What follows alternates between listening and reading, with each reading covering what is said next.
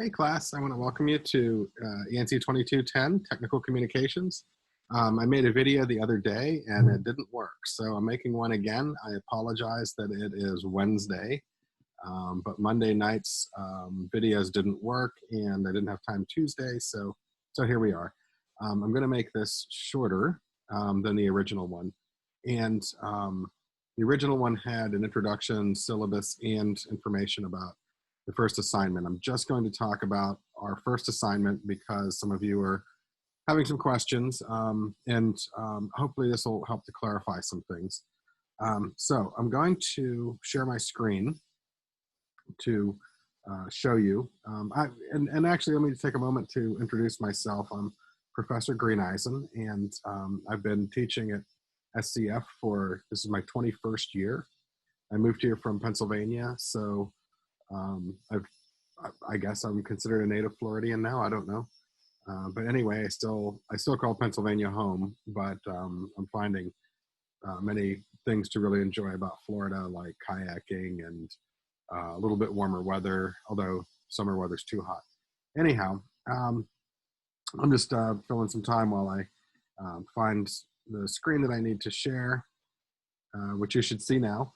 Let me just bring up this. You can see generally our course will be a process of going through weekly modules. And as an accelerated course, you can see that we have 8-week modules. The last two I've clustered into 2-week clips because you're doing larger sorts of assignments. Before we look at the definition, I will say briefly that it's a good idea to start thinking about what you want to make as your proposal. Familiarize yourself with some of the information about the proposal. Basically, you're going to be coordinating a formal document of probably around, I don't know, 10, 12 pages, give or take, that are looking to fund a particular project. And so the primary purpose of the proposal is to request funding for a project. And you can get a sense of some of the ideas that you'll want to. And I'll talk more about the proposal in a different video lesson. But for today, let's talk about the technical definition. And the definition, I hope you can, the cicadas are not too loud. I'm sitting outside on my porch because I have the best light here in between thunderstorms. So the definition, this is a foundational assignment, and it's my own assignment. There's not really a lot of information in our textbook about it. So the advantage of beginning is that those of you who've ordered books to be shipped and haven't arrived yet, you can kind of skate by the first week without the textbook, and you do okay. I've provided some information for you here, which includes a sample extended definition. Here you can click through, and sickle cell anemia. And so what you'll find is that this definition, there's a way we look at a dictionary and we find what we typically refer to as the denotation or the dictionary definition of a term. But defining a term and extending that definition is a way of giving the reader more information, more context. They understand the term more fully, not only in its literal meaning, but in also the ways that it has meaning figuratively. And so they get a more complete picture of the term. So sickle cell anemia, as an example here, talks about what causes it and symptoms, and as we scroll through, diagnosis, treatment. So this gives us a full picture of the term that the individual is defining. All right. So I want to look at my lecture, and I've also, you see that we have a PDF here of a lecture notes essentially that I've put together. And so this is just what I would say in a classroom is I would talk about the definition, like for instance, tongue is a word that I use as an example. And so tongue means like it's the organ, the bodily organ that we use to taste and eat and talk. It's also a part of a shoe. So there's a tongue of a shoe, which is underneath the laces. There's a part of a trailer hitch. If you install pergo flooring, for instance, or laminate flooring, you have tongue and groove. It's a carpenter joint. So there's different terms of tongue, but what you want to do is take your term and define it specifically. So for instance, I've had people in the past define a word like server, which you, in one sense, you might think of as, oh, in a restaurant you have a server, but in another sense, a server is a computer mechanism. So it helps, I think, if you find a term that's related to your field somehow, because this allows you to really research or think about something. I don't mean to imply that this is a research heavy assignment, but it allows you to think about a term as it relates to your field and to really explore that term, okay? And there may be some research involved in finding out things like history and origin or something like that. So the terms are defined in one of three basic methods. There's a parenthetical definition, which is within a document you might want to provide some clarity for a term that might be unfamiliar, that might be a real specific term. And so you can provide that clarity by putting in parentheses a sentence definition to help people see that. You might also use a brief phrase or formal definition, okay? So the formal definition is where we want to start.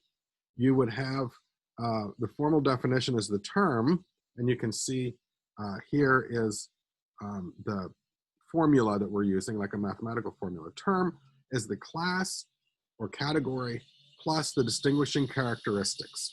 What defines that item within that category or class, all right? All definitions should start with that most basic explanation. And so there's some examples that we have here of the parenthetical and the brief and the formal definition. Again, the formal definition is really where we want to start our extended or expanded definition. I want to talk about the fallacies. We want to avoid being, for instance, here too technical. This is where you would provide a definition in a way that the reader doesn't really understand the term after the definition. So it's really, everything that we do is going to be about how the reader perceives the communication. You're trying to communicate an idea, and so the reader needs to be able to understand it. Right? Too broad, the definition's too broad, it doesn't focus and narrow it down enough for us. If it's too narrow, there may be things that fit within the definition that fall outside of what your statement of the definition is. So to say humans are religious animals is too narrow because some humans are in fact not religious. So if you narrow down the definition to include only certain members of the total group that belong in that category. So I hope that makes some sense. Again, I'm going real quick because I just want to get this sort of done and posted and linked for all of you. The circular definition to say a cell phone is a phone that uses cellular technology is circular. Do not use a term to define itself. So for instance, you don't say crabgrass is a grass that has this particular characteristic. So crabgrass is a grass is not a good way to distinguish the category or class to which it belongs. So crabgrass is a plant, and maybe that's a little bit too broad, but you get the idea that the category and the term that you're defining need to be distinct, separate from one another. They need to be different. The is when and is where, this is a really important one to talk about because I get these a lot.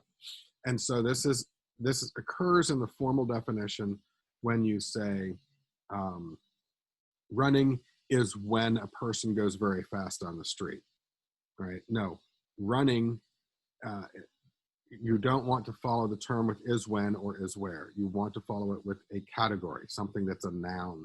So running is an activity in which a person moves more quickly than walking, right?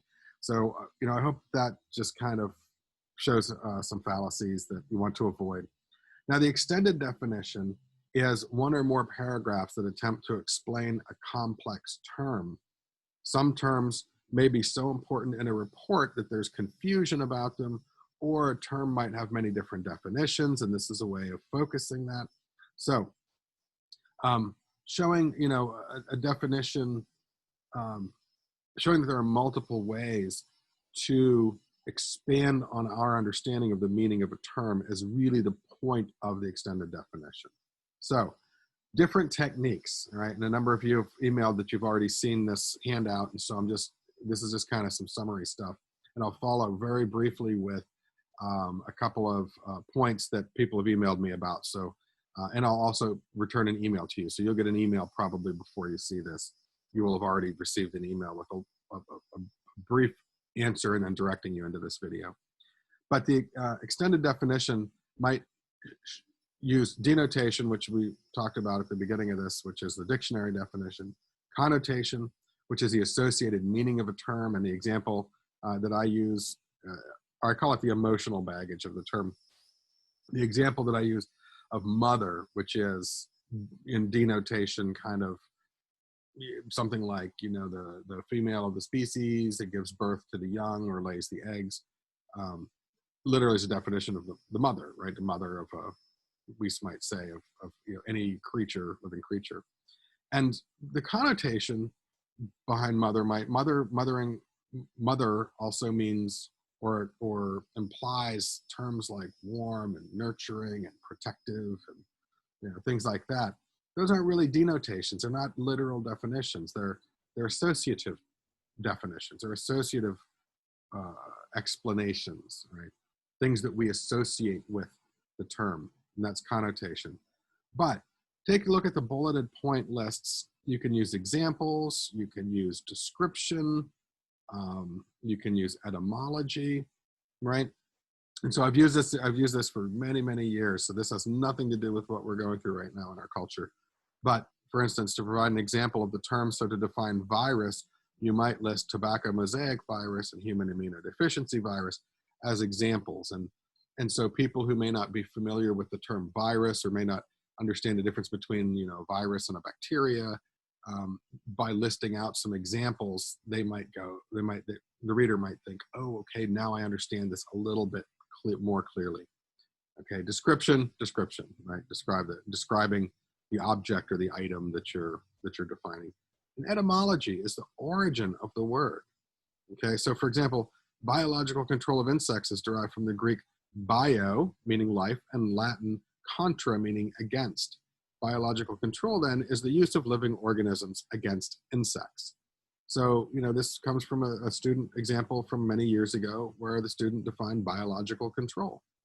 And, so that's a term specific to that student's field. The student was interested in how he would use this term to inform non-experts what biological control meant and to dispel some myths about biological control. People were kind of afraid of the term biological control because it connotation, sometimes people thought of biological warfare and dangerous laboratory experiments and stuff like that. So he wrote, I remember his paper on biological control to define the term.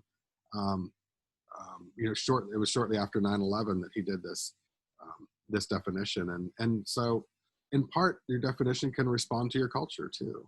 So it's you might use synonyms, for instance.